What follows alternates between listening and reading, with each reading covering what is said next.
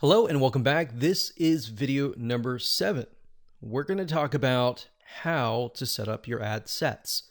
Now, we talked about campaigns briefly before.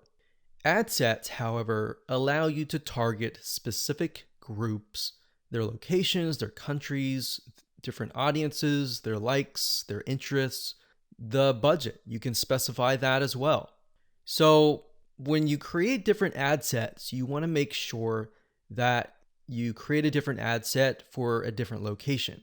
So you don't want to create an ad set with tons and tons of countries together, unless they are perhaps the third world countries. But for the most part, what we like to do is we like to segment and try to create as many different ad sets as possible.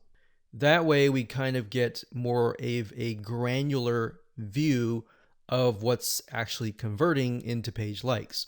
So if we find out that maybe a specific city in a specific country is converting really, really well, then instead of targeting the whole country and losing money that way, you can instead target that specific city.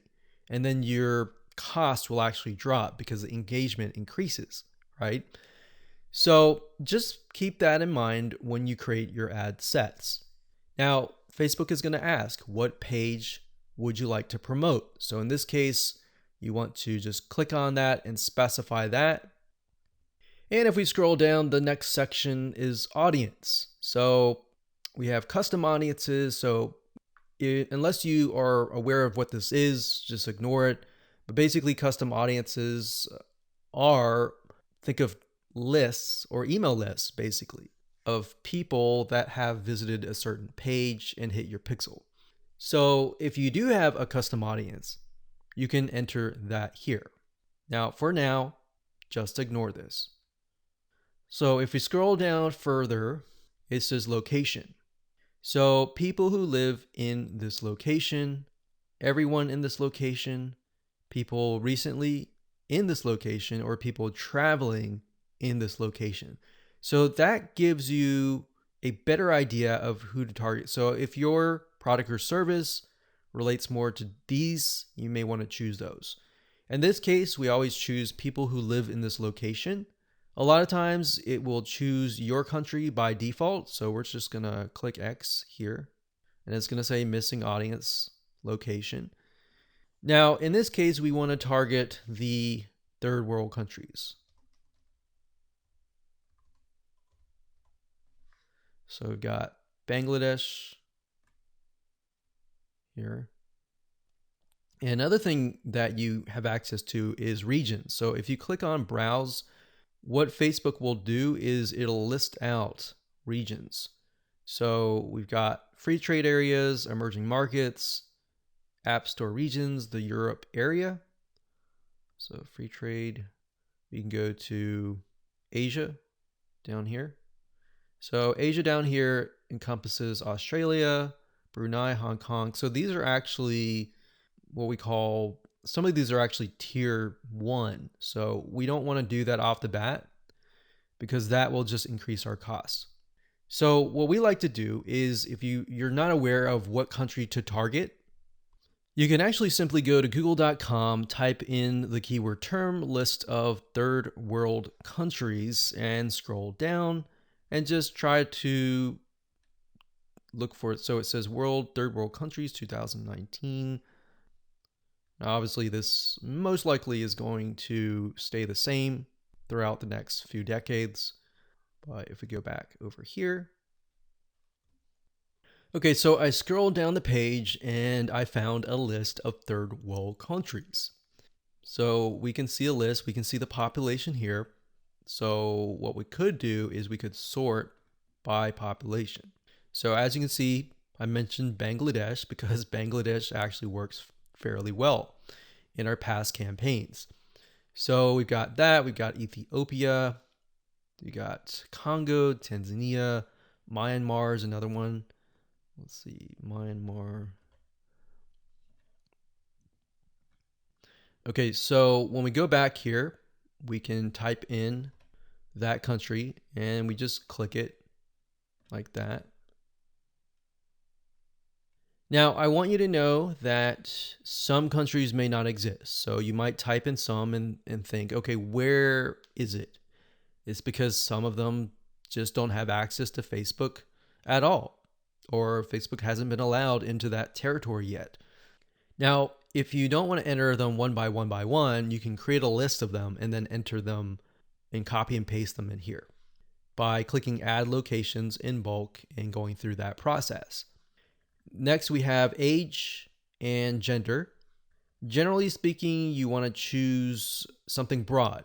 You always want to start out broad and then get narrow later down the road, unless you've done tests before and you know that the age range is a specific group, because otherwise you might be ruling out people who may be within an age range that you're not targeting.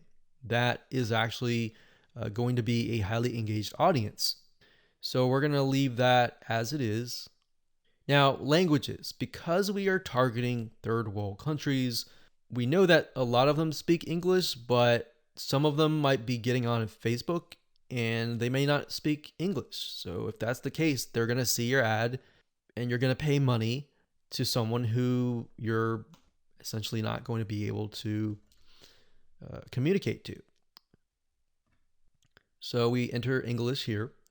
Next up, we have detailed targeting. This is very important as well because this will allow you to target on a granular level as to what people's interests are. Now, if you're not familiar with how Facebook interests works, this is basically how it works. So Facebook has what we call a Facebook tracking pixel. And these are pixels that are placed by website owners like us on our websites.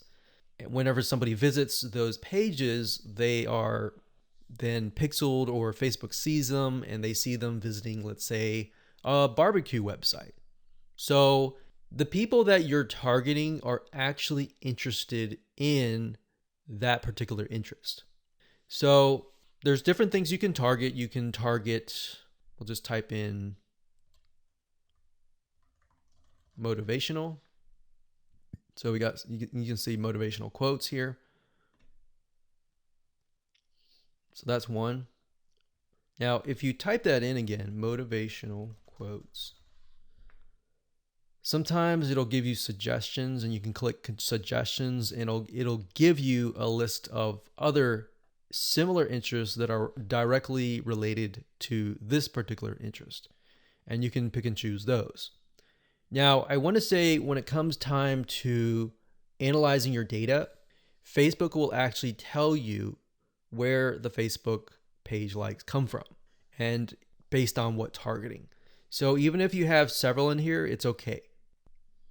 Next up, you can specify people of specific Facebook pages, or you can exclude people of that particular page.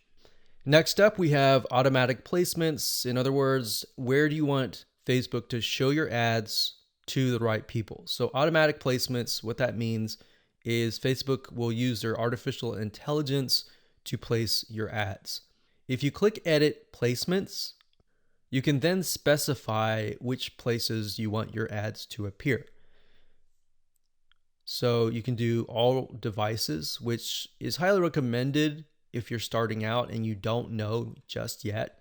It's better to start general than more specific, because if you start specific, you can't go backwards.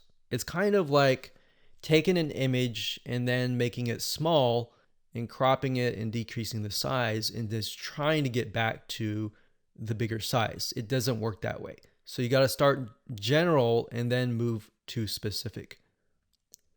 So just to keep things simplistic, we usually choose automatic placements because we're utilizing Facebook's extremely smart artificial intelligence. Okay, so we got optimization and spending controls. Usually just keep everything by default and click continue.